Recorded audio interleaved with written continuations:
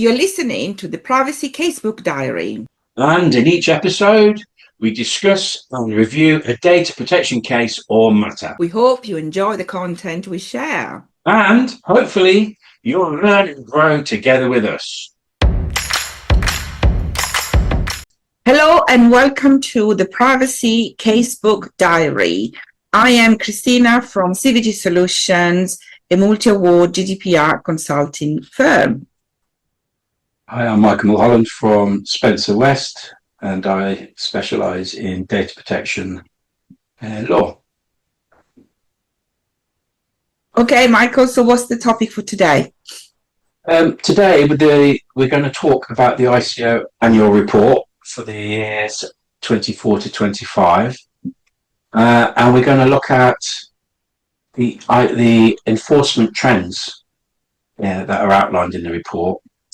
And we're going to look at some key takeaways, and we're going to consider what that means for people in the privacy community who are advising companies and clients, and look at the wider aspects of the softer touch approach to compliance and enforcement means for the UK data protection law in general.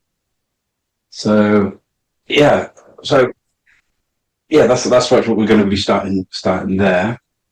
And I understand we've both looked at a summary of the report. So I'm going to look at two references. We both looked at the David Erdos.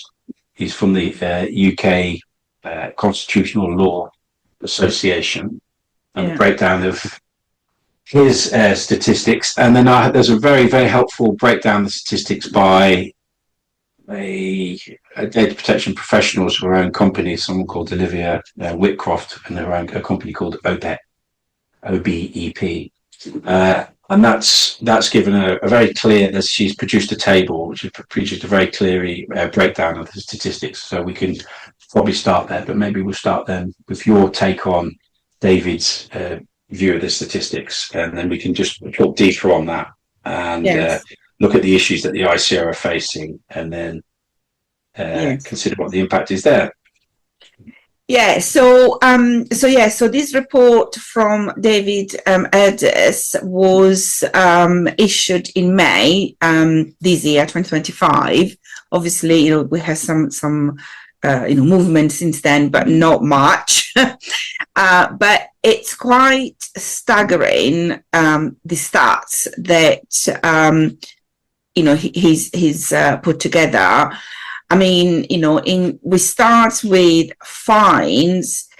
In 2018, the ICO had issued 22 fines, and then we see a sort of a decline on all of those fines. So to the point that there is a huge sort of drop from 22 to just 8 in 2020. So just within 1 year, there's a huge drop to 8, then to 3 in 21, then to 4. So just goes a little bit up in 22, and then goes back down to 3 for 23 and 24. And then this year, 25, only 2 up until May.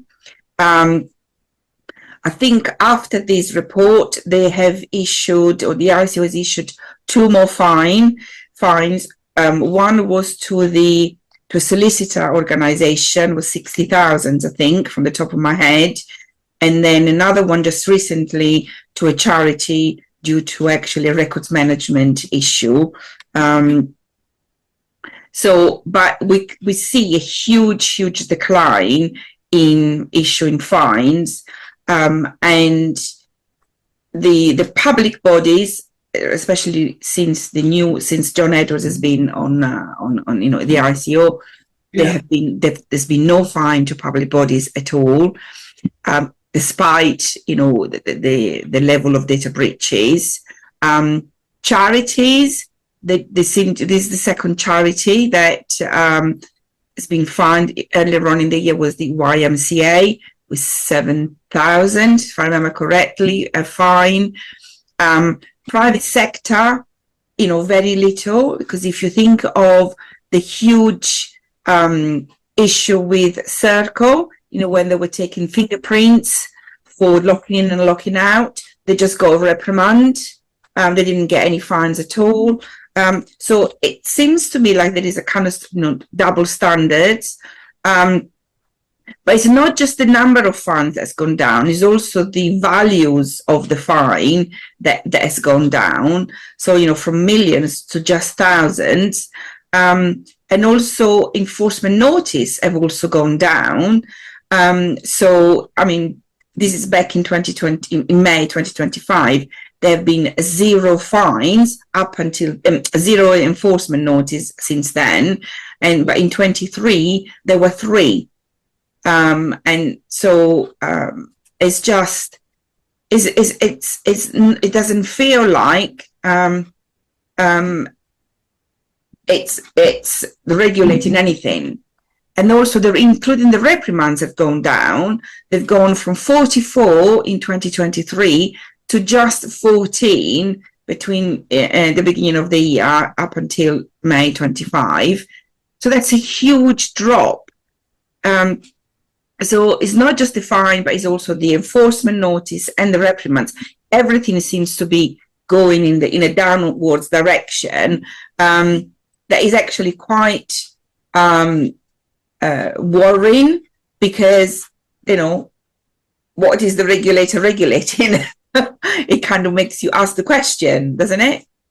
It does, yeah. So, I mean, the UK has had its adequacy status. It's been renewed just recently. But again, as what David Erdos has pointed out here, is that we've got obligations under the UK GDPR to actually enforce. That's part of what we do. So he cited recital 148, which are the UK and the EU GDPR, which states that in addition to or instead of appropriate measures, fines should be imposed for any infringement by an organisation unless minor. Yes. And yeah, that goes back to the question: is it what is the point if you're not going to be enforcing? So, what message does that send out to organisations and clients, and what are the wider ramifications of this? So, and there's you can see in the privacy community the alarm as well over that recent Afghani leak, the Ministry of Defence, which put people's lives at risk, serious risk. I can't imagine much more of an important case. It literally is a matter of life and death, and no enforcement action. No, but also it's costing but it's also costing the taxpayers money, an awful lot of money. And so, the MOD in that case should have been fined. Yeah. What concerns me is that ultimately who is paying the price is the individuals. It's you and me. It's the individual, the data subject that is paying the price, because people, the organization and the ICO is walking all over them. They're not doing what they're supposed to do, which is to protect them. Yeah. So if we do comparisons against European countries like Spain, Germany, and France, I guess it's one of those. They'd argue it's one of these a Brexit benefit, or this is the approach we're taking post Brexit. We can have a lighter touch regulation, but we're working in this industry, and what are the ramifications for that? Because if the downside of it is, organisations, we can take more risks in processing personal data, because we know that we're very unlikely to get to have any regulatory scrutiny over it, or it could cause uncertainty. So organisations don't know if they're going to, at some point down the line, that there will be like a backlash, and there'll be something serious goes wrong, and so the regulator has to be seen to act. So they might adopt a more stringent enforcement policy. So at the moment, it's you can see the arguments for pro-growth, because that's the government is talking about that a lot. But in the long term, we know that weak financial regulation, for example, that there's an argument saying that gave caused the 2008 crash because the derivatives market wasn't properly regulated, and it's the same here. So if there's personal data flows, if the UK gets a reputation for driving roughshod over individuals' personal data, well, companies might not want to invest in it, but if they know that they're going to go to a country like Italy or France and that they will take personal data management very seriously, then they're more likely to invest in that country. But that's, I mean, this is sort of theoretical, but this is what I would have thought. And I believe in good regulation and firm regulation because cutting corners just leads to poor outcomes. And actually, David Odos gave an example there of comparison against, say, this is the quote from Baroness Young of Old Spain. She was the former head of the UK Environment Agency. So imagine if you're not regulating food hygiene, and you say we can adopt a light touch on food hygiene. Well, that would encourage that. It's the same thing. So if you compare the ICO's enforcement against which, and she's made a quote here that if you compare the current level of ICO enforcement regarding data, the ICO's enforcement and prosecution record has not been sparkling, with low levels of enforcement notices, prosecutions and fines. If when I was at the Environment Agency, I had a low level of those enforcement, I would think I had gone to sleep. So that's quite cutting.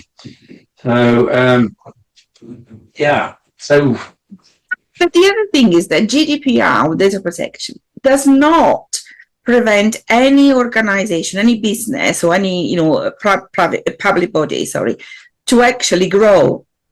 Do you know what I mean? It simply gives you guidelines to make sure that you're doing it properly, that you're doing it so that you don't jeopardize the well-being of individuals. It doesn't prevent you from doing innovations, from grow the business, grow the economy, or anything like that. It just simply gives you provisions to make sure that you do it right. So it does. Yeah. It's just, I don't know. It makes my heart bleed. The lack of enforcement from the current ICO, the lack of ethics, respect for human lives, human beings, and because data is now your second most important asset in any organization, public or private. The first one is your employee, and data is your second most important asset. Without data, you cannot run a business or an organization. And so you need to make sure that you are, treating it with respect, within ethics, within the law, within all of the security measures, etc., etc. So as an organization, you want to do the right thing, surely. Yeah, I do. And if I said I'd refer to the Olivia Whitcroft breakdown of the stats, and companies and people are using the ICO. So there's the queries are made. So there's a lot. It's 2,000. It's 250,000 calls were made to the helpline for the ICO, and there's 1,000 staff, and there was 65,000 live chat requests. So it is being used. There were 10,800 requests for written advice. So, but there's been an issue there with the responses as well, because there's the response times were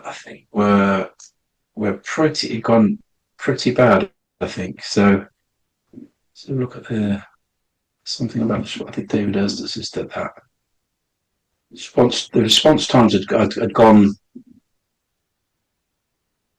Do you have the stats before that? The response times there for the amount. It's like from 90 days. The response to the request had really deteriorated. let's look at this. I can't find the exact stat at the minute on that. No, I don't have it in front of me. Sorry. Okay. Oh, here we go. That's it. Yeah. So there was 42,000 complaints. Yeah. And only 30% of those were responded to within 90 days.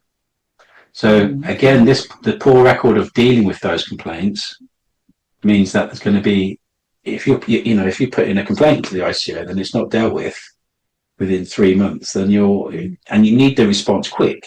Yeah. But particularly if you've got to apply with subject access rights within a month, and you might have a query around that. And then if you're not getting any help from the ICO, then that's going to erode the trust within the organisation from privacy professionals and from the public generally. Yes.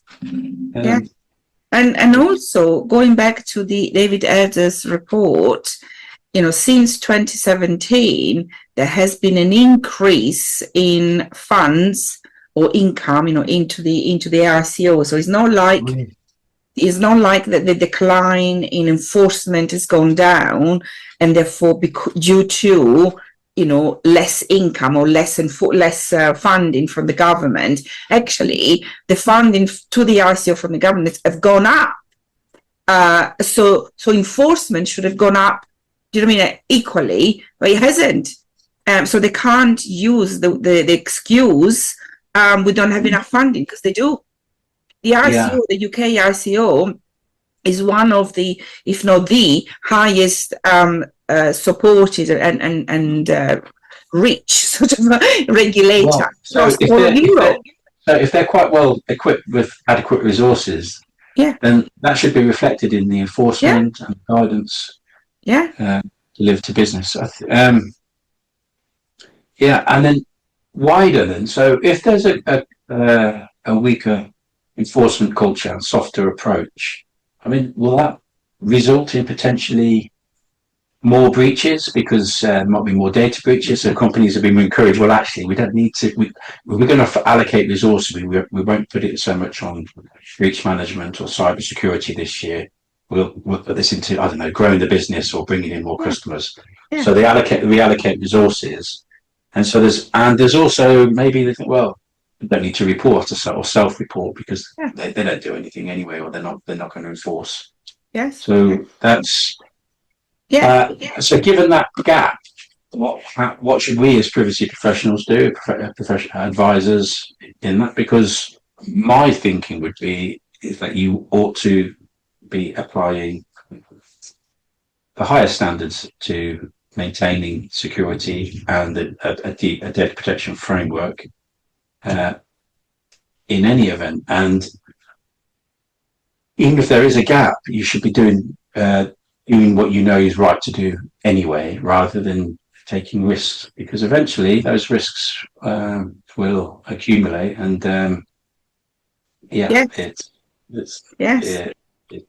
it's about doing the right thing. It's about, what I sort of hum with my client is about doing the right thing, is about doing it to the high standard, a respect for your employees or your clients' data, in both. It's about, developing trust. It's operating with higher standards. Is just the right thing to do, which actually will benefit the business. It's not just because it's the law or because you to protect data subjects. Actually benefits. There is a real benefit to the organization, in terms of its growth, in terms of its reputation, brand image, credibility. All of that goes a long way to building and grow your business. To me, regardless of the law, you should be doing it anyway as an organization. And I even if a lot of companies have operations in the European Union still, but even if they haven't, it's always good to keep your mind open and to read about recent decisions in other countries and look at the the level of enforcement there and compare that, because the situation we're in now may not always be the case. And if we're going more towards alignment with the European Union, where there's been recent moves with Keir Starmer and so on in the recent treaty and amendments. So yeah, I would, when you're advising a company, obviously you've got to do it in a commercial sense, but at the same time you've got to make sure that you are compliant with the GDPR, and you've got to be seen to be doing that and be accountable for the advice that the advice that's given, and make sure the accountability principle is there to demonstrate compliance. Yes. Excellent. Thank you very much. Yeah, no worries. That's good. Yeah, so it's until the next topic, but yeah, it's we'll see what happens next year. So this was year 3, wasn't it, of the approach that the ICO have taken towards public bodies so, as well, yeah. Isn't it? Yes, absolutely. Yes, I think so. Yeah. So thank you for listening and watching. If you like the video, please like and subscribe, and we'll see you next time. See you next time. Okay.